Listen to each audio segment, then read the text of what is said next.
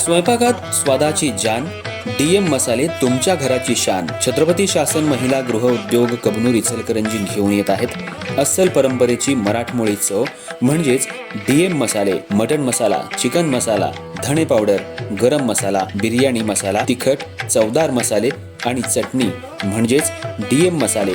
तर आजच आपल्या जेवणाची रंगत वाढवण्यासाठी केमिकल विरहित डीएम मसाले, गृहिणींच्या मनातले मसाले आणि चटणी अवश्य वापरा. डीएम मसाले महिला बचत गटाद्वारे करणारे स्वच्छ माफक दरामध्ये म्हणजेच डीएम मसाले.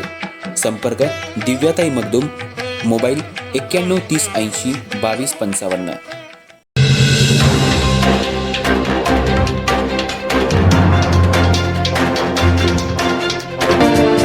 वस्त्रनगरी म्हणून देशभर ओळख असलेल्या इचलकरंजी शहराला पुन्हा स्वच्छ, सुंदर आणि सुबक स्वरूप देण्यासाठी महानगरपालिकेनं कडक पावलं उचलण्याचा निर्णय घेतलाय.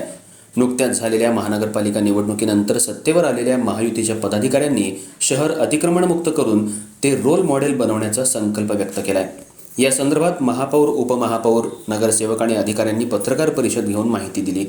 महापालिकेच्या सर्व पदाधिकाऱ्यांनी अलीकडेच इंदोर शहराचा दौरा करून तिथली स्वच्छता, आरोग्य सेवा, परिवहन व्यवस्था आणि प्रशासनाचा अभ्यास केला. इंदोरप्रमाणेच इचलकरंजी शहर विकसित करण्याचा निर्धार यावेळी व्यक्त करण्यात आला. शहरातील मुख्य रस्ते सुसज्ज करण्याबरोबरच अतिक्रमण हटवून वाहतुकीची समस्या कमी करण्यावर भर देण्यात येणार आहे.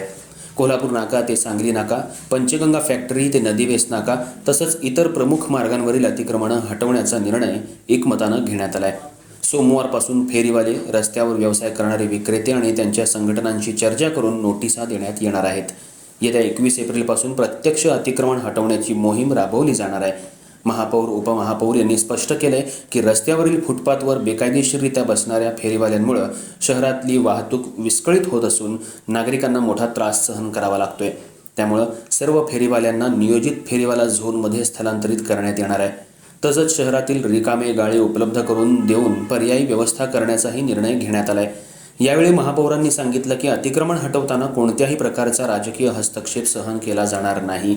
खासदार, आमदार किंवा इतर कुणाचाही दबाव आला तरी नियमांनुसार कारवाई केली जाईल. तसंच बेकायदेशीर बांधकामांवरही बुलडोझर चालवण्याचा इशारा देण्यात आलाय. महत्त्वाचं म्हणजे केवळ लहान विक्रेत्यांवरच कारवाई न करता मोठ्या व्यावसायिकांनी किंवा प्रभावशाली व्यक्तींनी केलेल्या अतिक्रमणांवरही तितक्याच कठोरपणे कारवाई करण्याची मागणी नागरिकांकडून होतीये. काही ठिकाणी रस्त्यावर कॉन्क्रीट टाकून पार्किंगसाठी जागा बळकावण्यात आली असून जनरेटर आणि इतर साहित्य ठेवून अडथळे निर्माण करण्यात आले आहेत. या सर्वांवरही सरसकट कारवाई होणार असल्याचं महापौरांनी स्पष्ट केलं.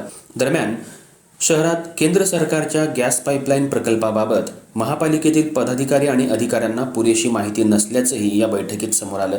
यामुळे प्रशासनातील समन्वयाबाबत प्रश्नचिन्ह निर्माण झाले. एकूणच 21 एप्रिलपासून सुरू होणारी अतिक्रमण हटाव मोहीम ही इचलकरंजीच्या विकासासाठी महत्त्वाची पायरी ठरणार आहे. मात्र ही मोहीम पारदर्शक आणि सर्वसमावेशक पद्धतीनं राबवली गेल्यासच शहर खऱ्या अर्थानं स्वच्छ, सुबक आणि रोल मॉडेल बनू शकतं, अशी माहिती महापौर, उपमहापौर, नगरसेवक यांनी पत्रकार बैठकीमध्ये दिली.